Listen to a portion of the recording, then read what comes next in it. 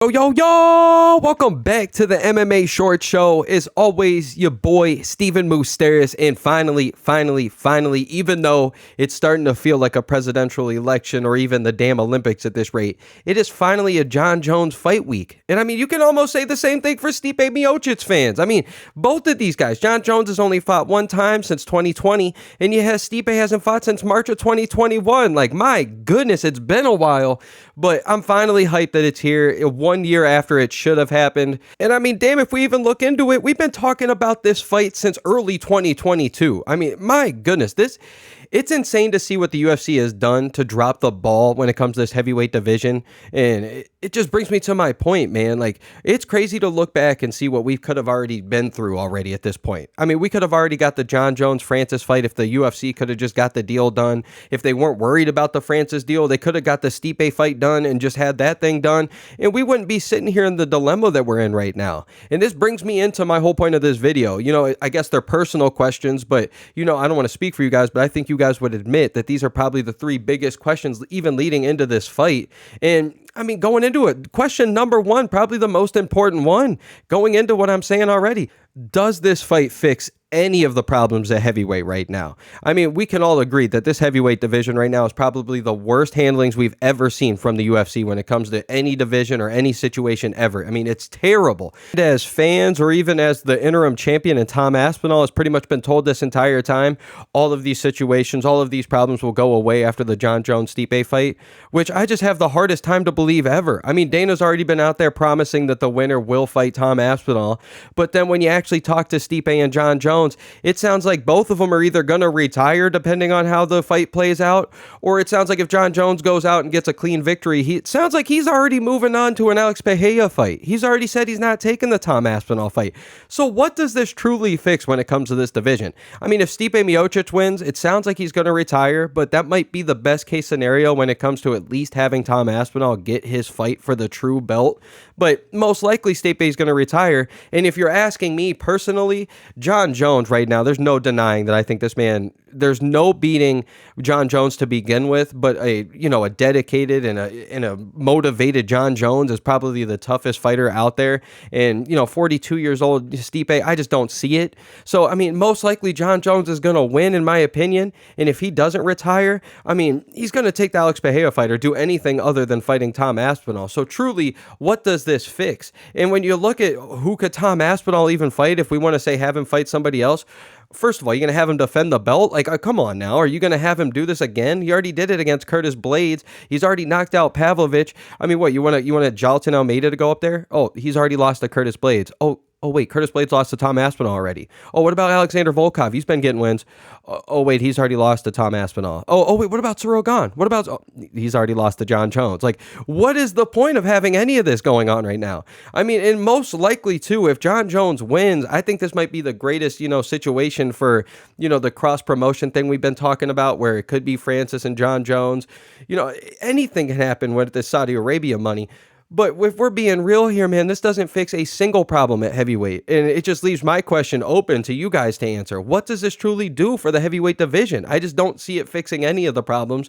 And if both guys retire, what does that do for Tom Aspinall, who you're trying to push this entire time? Like, the easiest fix would have just been stripping these guys of the title, stripping Jon Jones of the title, giving it to Tom Aspinall, and just letting this be, the greatest heavyweight versus the greatest light heavyweight, that you guys are promoting. But my goodness, and this leads me perfectly into question number two. When it comes to, like we're talking about, it all depends on the outcome of this fight.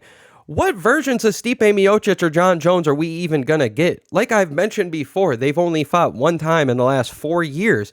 And we can't sit here and lie to ourselves and act like these guys are spring chickens anymore. To be fair, Jon Jones is 5 years younger, and if this fight would have happened a year ago, I would have way more faith in Jon Jones. Pre-pectoral tear, I mean, this man was looking like he was ready to kill anybody. And if we're questioning their ability after such a lengthy layoff, I mean, Jon Jones has proven it time and time again, especially a dedicated Jon Jones.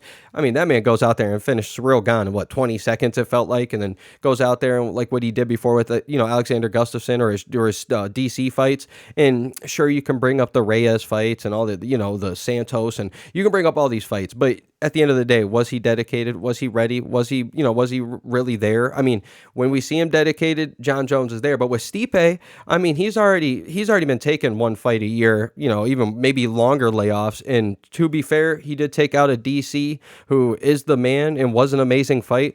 But coming off a nasty knockout of Francis Ngannou, 42 years old, and I mean, if you guys have been watching the interviews, the CTE sounds worse and worse and worse every single day. You can never understand this dude. So truly, like, I mean, I don't expect this to be a barn burner, man. I don't expect this to be a great fight. I mean, I expect Jon Jones to get it done, with him training with Gordon Ryan and Gable Stevenson. I feel like he can truly get this done. And like I've mentioned countless of times in this video, dedicated Jon Jones is beating anybody. So yeah, he's also my favorite fighter. So whatever, we might argue about that, but I have so many questions on Stipe Miocic right now and how he's going to perform. And if they both go out there and kind of have a shitty performance, like, they better both retire right then and there, because I don't think any of us want to see it against Tom Aspinall. And this perfect thing leads me into the last question that I have, and it's more of a conversation piece for the MMA community and whatnot, but is this fight truly the greatest heavyweight versus the greatest light heavyweight of all time? Like, there's no denying whatsoever Jon Jones is the greatest light heavyweight ever. There's no question. He might be the greatest fighter that we've ever seen, ever, in any sport, any, combat sport ever. The man is the GOAT. But when it comes to the whole conversation, especially, it's not even me, it's the UFC literally promoting it this way.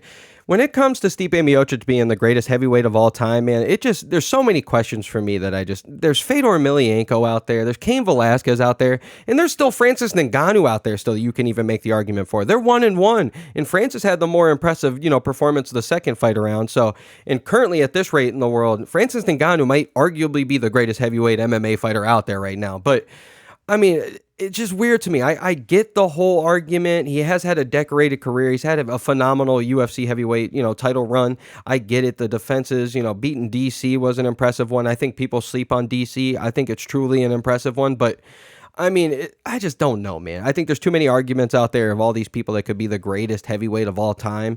And I mean, sure, if Jon Jones wins this one, it could help him win just the greatest heavyweight of all time. But with Stipe as well, if he beats Jon Jones, I think this helps him more as like a greatest fighter of all time, pound for pound ranking, than it does maybe more so the heavyweight GOAT of all time, because he's truly fighting a light heavyweight here. So I don't know. You guys let me know. That one always just sits with me different. And I just agree with this question too. Is this truly the biggest fight at heavyweight history? Either, like, that's a question. I've seen it everywhere. I've seen this fight being promoted as such, and I just don't know. At the time of these guys' careers, I don't know if we can truly say it. I mean, on paper, I'm sure it's up there. I can't even argue with that. It's definitely up there, but I just feel like with the Tom Aspinall fight out there right now, the Alex Pereira fight right now, the Francis Ngannou fight out there, all these fights that are out there for Jon Jones that we would rather see than 42-year-old Stipe.